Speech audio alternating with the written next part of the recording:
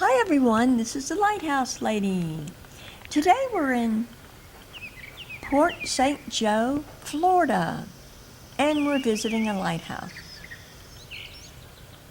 This lighthouse was originally at Cape San Blas, Florida, and it was relocated to Port St. Joe in 2014.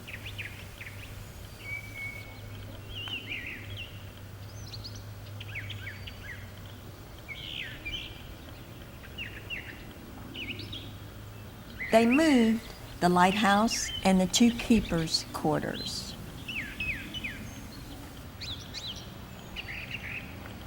If you'd like to see more videos like this, hit the thumbs up button, leave a comment below, and if you haven't subscribed, please subscribe so you'll be notified.